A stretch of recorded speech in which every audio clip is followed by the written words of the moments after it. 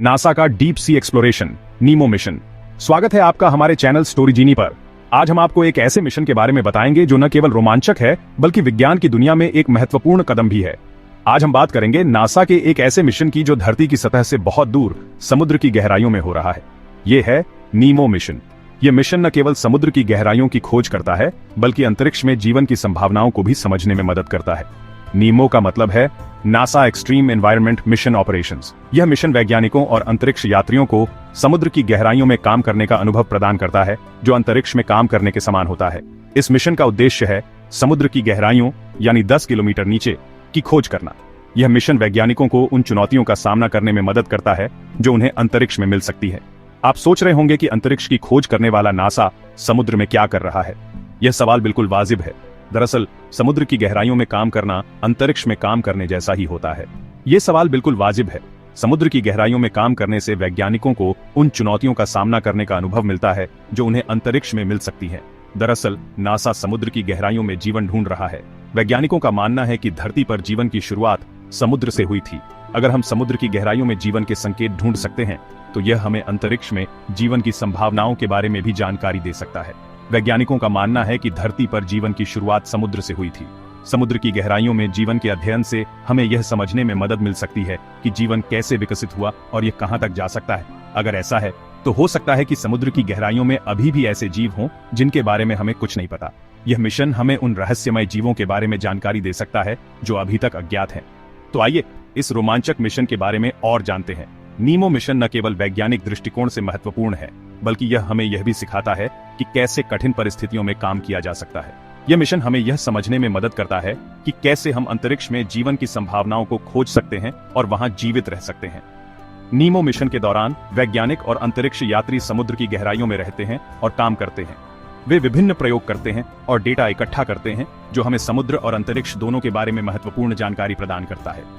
इस मिशन के दौरान वैज्ञानिक विभिन्न प्रकार के प्रयोग करते हैं जैसे कि समुद्र की गहराइयों में जीवन के संकेत ढूंढना, नए जीवों की खोज करना और समुद्र की गहराइयों में पर्यावरणीय परिस्थितियों का अध्ययन करना। यह डेटा हमें यह समझने में मदद करता है कि कैसे जीवन कठिन परिस्थितियों में जीवित रह सकता है। नीमो मिशन के दौरान वैज्ञानिक और अंतरिक्ष यात्री समुद्र की गहराइयों में जीवन के संकेत ढूंढते हैं और नए जीवों की खोज करते हैं। यह मिशन हमें यह समझने में मदद करता है कि कैसे जीवन कठिन परिस्थितियों में जीवित रह सकता है और यह हमें अंतरिक्ष में जीवन की संभावनाओं के बारे में भी जानकारी देता है। तो दोस्तों, नीमो मिशन में नासा एक खास तरह के रोबोट का इस्तेमाल कर रहा है जिसे ऑर्फियस कहा जाता है। यह मिशन समुद्र की गहराइयों में छिपे रहस्यों को उजागर करने के लिए एक महत्वपूर्ण कदम है। ऑर्फियस का डिजाइन और तकनीक इसे अन्य AUVs से अलग बनाती है। ऑर्फियस एक autonomous under water vehicle AUV है, यानी यह बिना किसी इंसान के मदद के समुद्र में तैर सकता है और जानकारी इकट्ठा कर सकता है। यह स्वचालित अन्वेषक समुद्र की गहराइयों में जाकर वहां की स्थिति का अध्ययन करता है। इसके द्वारा इकट्ठा की गई जानकारी वैज्ञानिकों के लिए अत्यंत महत्वपूर्ण होती है। ऑर्फियस में कई तरह के सेंसर्स और कैमरे लगे हैं जिनकी मदद से यह समुद्र की गहराइयों की तस्वीरें ले सकता है। ये कैमरे उच्च गुणवत्ता की तस्वीरें और वीडियो रिकॉर्ड करते हैं जिससे वैज्ञानिक समुद्र के तल की संरचना और वहां के जीव जंतुओं का अध्ययन कर सकते हैं। इसके सेंसर्स समुद्र के विभिन्न तत्वों का विश्लेषण करते हैं। ऑर्फियस पानी के नमूने इकट्ठा कर सकता है जो वैज्ञानिकों को समुद्र के रासायनिक और जैविक गुणों का अध्ययन करने में मदद करता है। ये नमूने समुद्र के विभिन्न स्तरों से लिए जाते हैं जिससे वैज्ञानिकों को समुद्र की गहराइयों में होने वाले परिवर्तनों का पता चलता है। इसके अलावा ऑर्फियस वहां के तापमान, दबाव और अन्य चीजों के बारे में जानकारी भेज सकता है। यह डेटा वैज्ञानिकों को समुद्र की गहराइयों में होने वाले पर्यावरणीय परिवर्तनों को समझने में मदद करता है। तापमान और दबाव के माप से वैज्ञानिक समुद्र की धाराओं और वहां के मौसम के बारे में महत्वपूर्ण जानकारी प्राप्त कर सकते हैं। ऑर्फियस की मदद से वैज्ञानिकों को उम्मीद है कि वे समुद्र की गहराइयों के बारे में ऐसी जानकारियां हासिल कर पाएंगे जो पहले कभी संभव नहीं थी। यह डेटा वैज्ञानिक अनुसंधान के लिए एक नई दिशा प्रदान करेगा और समुद्र विज्ञान के क्षेत्र में नए आयाम खोलेगा। वैज्ञानिक इस डेटा का उपयोग समुद्र के पारिस्थितिकी तंत्र को समझने और उसे संरक्षित करने के लिए करेंगे। यह रोबोट समुद्र की गहराइयों में छिपे हुए रहस्यों को उजागर करने में बहुत इंपॉर्टेंट भूमिका निभाएगा। ऑर्फियस के माध्यम से वैज्ञानिक समुद्र के तल पर छिपे हुए खजानों, अज्ञात जीवों और भूवैज्ञानिक संरचनाओं का पता लगा सकते हैं। यह अन्वेषक समुद्र की गहराइयों में जाकर वहां के रहस्यों को उजागर करने में एक महत्वपूर्ण साधन साबित हो रहा है। ऑर्फियस के द्वारा इकट्ठा की गई जानकारी से वैज्ञानिक समुद्र के बारे में नई खोजें कर सकते हैं और मानवता के ज्ञान को और भी समृद्ध बना सकते हैं। आप सोच रहे होंगे कि समुद्र की खोज तो national oceanic and atmospheric administration NOAA का काम है, फिर नासा इसमें क्यों शामिल है? ये सच है कि नोआया समुद्र और उसके सोर्सेज के मैनेजमेंट के लिए जिम्मेदार है, लेकिन नासा का लक्ष्य थोड़ा अलग है। नासा समुद्र की गहराइयों में जीवन ढूंढ रहा है, खासकर ऐसे जीवन की जो धरती पर पाए जाने वाले जीवन से अलग हो।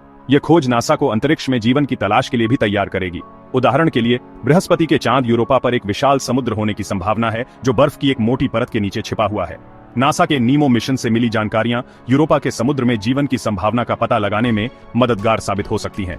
वैज्ञानिकों का मानना है कि धरती पर जीवन की शुरुआत लगभग 3.5 अरब साल पहले हुई थी। यह एक ऐसा समय था जब पृथ्वी की सतह आज की तरह स्थिर और शांत नहीं थी। उस समय की धरती एक बहुत ही अलग और खतरनाक जगह थी, जहां जीवन की शुरुआत के लिए अनुकूल परिस्थितियां नहीं थीं। उस समय धरती की सतह आज की तरह नहीं थी। ये एक बहुत ही उथल पुथल भरी जगह थी, जहां ज्वालामुखी विस्फोट और उल्कापिंडों की बारिश आम बात थी। धरती की सतह पर खतरनाक रेडिएशन भी बहुत अधिक थी, जो जीवन के लिए बहुत ही प्रतिकूल थी। ज्वालामुखी विस्फोट, उल्कापिंडों की बारिश और खतरनाक रेडिएशन आम बात थी। इन खतरनाक परिस्थितियों में जीवन का पनपना बहुत ही मुश्किल था, लेकिन वैज्ञानिकों का मानना है कि जीवन की शुरुआत इन खतरनाक परिस्थितियों से दूर समुद्र की गहराइयों में हुई होगी। ऐसे में यह माना जाता है कि जीवन की शुरुआत समुद्र की गहराइयों में हुई होगी, जहां सूरज की रोशनी नहीं पहुंचती थी और सतह की खतरनाक परिस्थितियों से सुरक्षा भी थी। समुद्र की गहराइयों में स्थित हाइड्रोथर्मल वेंट्स जीवन के विकास के लिए अच्छी परिस्थितियां प्रदान करते हैं। ये वेंट्स समुद्र तल से गर्म पानी और रसायन निकालते हैं, जो कुछ खास प्रकार के बैक्टीरिया के लिए भोजन का काम करते हैं। इन बैक्टीरिया ने धीरे धीरे अन्य जीवों का निर्माण किया होगा। ये वेंट्स समुद्र तल से गर्म पानी और रसायन निकालते हैं, जो कुछ खास प्रकार के बैक्टीरिया के लिए भोजन का काम करते हैं।